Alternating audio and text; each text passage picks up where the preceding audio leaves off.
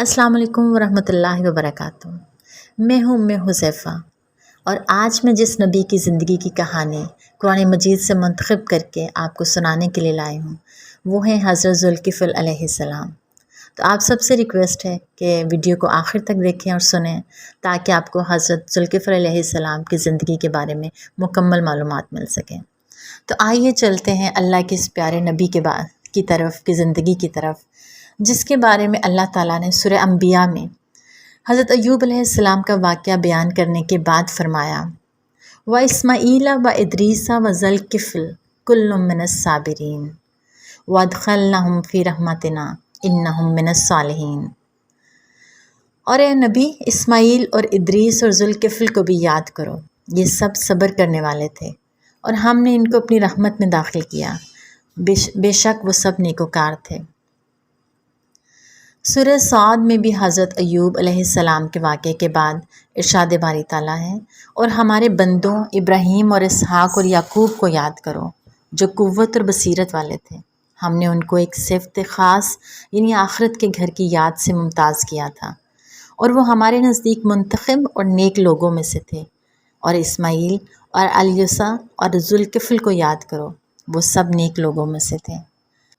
कुरान मजीद में अंबिया कराम अलैहिस्सलाम के साथ और तारीफ़ी कलमात के साथ हज़रत ज़ुल्किफ़ल का ज़िक्र करने से मालूम होता है कि ज़ुल्किफ़ल नबी थे और यही मशहूर है। बाज़ उलमा का कहना है कि आप नबी नहीं थे बल्कि एक नेक आदमी और इंसाफ पसंद हाकिम थे। इल्लामा इब्न जरीर रहमुल्लाह ने इस मसले में तवक्कुफ़ फरमाया है और किसी पहलू को तरजीह नहीं दी। हज़रत मुजाहिद रहमुल्लाह से रवायत है, उन्होंने फरमाया, आप नबी नहीं थे बल्कि नेक आदमी थे। आपने अपनी कौम की रहनुमाई की और उनमें इंसाफ करने की ज़िम्मेदारी उठाई थी, इसीलिए वो ज़ुल्किफ़ल यानी ज़िम्मेदारी उठाने वाले के नाम से मशहूर हुए। हज़रत मुजाहिद रहमुल्लाह से रवायत है, उन्होंने बयान किया है कि जब हज़रत यूसा अलैहिस्सलाम बूढ़े हो गए तो आपने फरमाया, कितना अच्छा हो कि मैं अपना एक नायब मुकर्रर कर दूँ जो मेरी ज़िंदगी में उन पर हुकूमत करे, ताकि मैं देख लूँ कि वो कैसे काम करता है, और अगर मुनासिब मालूम हो तो मैं उसे अपनी वफ़ात के बाद के लिए अपना नायब मुकर्रर कर दूँ।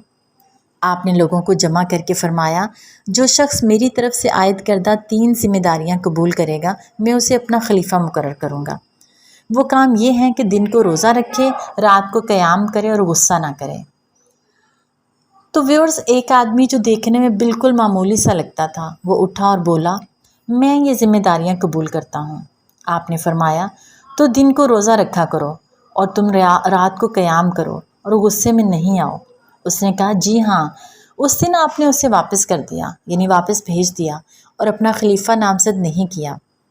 दूसरे दिन आपने फिर यही ऐलान फरमाया, सब लोग खामोश रहे।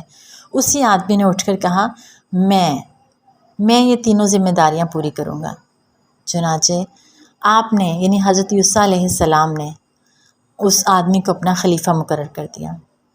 व्यूअर्स, इब्लीस शैतानों से कहता था, इस शख्स को काबू करो, लेकिन सब शैतान उसे गुमराह करने में और उससे वादे के बरक्स कोई काम कराने में नाकाम हो गए।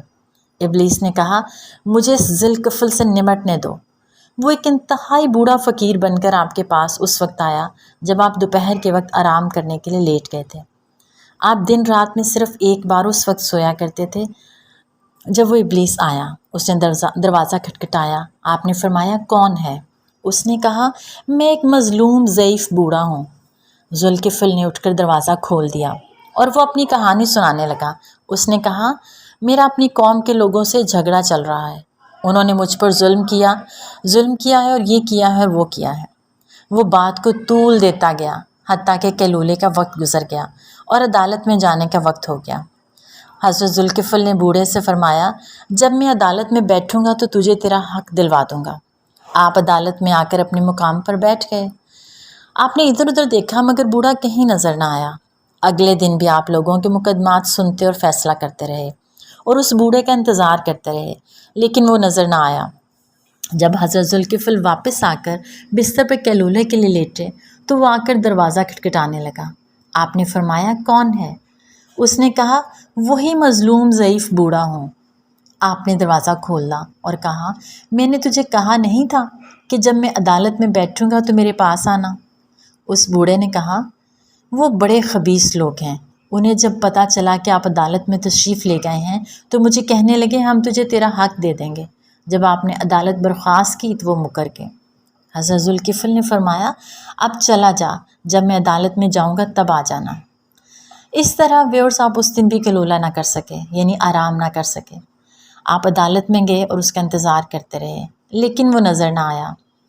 آپ کے لیے نیند پر قابو پانا مشکل ہو گیا تو آپ نے گھر والوں سے کہا مجھے سخت نیند آ رہی ہے، تم کسی کو دروازے کے قریب نہ آنے دینا، میں ذرا سو لوں۔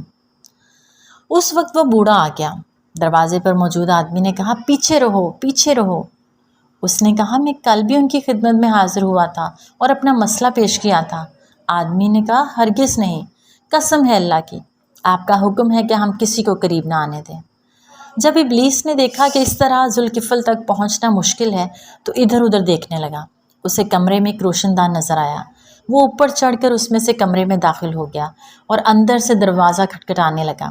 آپ کی آنکھ کھل گئی تو دربان کو آواز دی اے فلاں، کیا میں نے تجھ کو حکم نہیں دیا تھا کہ اسے کچھ عرصے کے لیے روک لینا؟ اس نے کہا یہ شخص میری طرف سے نہیں آیا، آپ ہی دیکھیں کہ کدھر سے آیا ہے۔ آپ نے اٹھ کر دروازہ دیکھا تو وہ اندر کی طرف سے اسی طرح بند تھا جس طرح آپ نے بند کیا تھا۔ اس کے باوجود بوڑھا کمرے میں موجود تھا۔ تب ذوالکفل نے پہچان لیا اور فرمایا کیا تو اللہ کا دشمن ہے، یعنی شیطان ہے؟ اس نے کہا ہاں، آپ نے میری ہر کوشش ناکام بنا دی تھی، اسی لیے میں نے آپ کو غصے میں لانے کے لیے سب کچھ کیا۔ اسی وجہ سے اللہ تعالیٰ نے آپ کا نام ذوالکفل رکھا، کیونکہ آپ نے ایک ذمہ داری اٹھائی اور اسے نبھا کر دکھایا۔ ویورز، حضرت ابو موسیٰ اشعری رضی اللہ عنہ نے ممبر پر کھڑے ہو کر ارشاد فرمایا ذوالکفل نبی نہیں تھے لیکن ایک نیک آدمی تھے جو روزانہ 100 نمازیں پڑھا کرتے تھے۔ غالباً 200 رکعت نفل پڑھنا مراد ہے، واللہ عالم۔ ذوالکفل نے سیوسا سے وعدہ کیا کہ ان کی وفات کے بعد وہ یہ سلسلہ جاری رکھیں گے، چنانچہ آپ روزانہ 100 نمازیں پڑھا کرتے تھے، اسی لیے آپ کا نام ذوالکفل یعنی ذمہ داری اٹھانے اور نبھانے والا مشہور ہو گیا۔ اور یہ تفسیر ابن جریر الطبری کی حدیث نمبر 98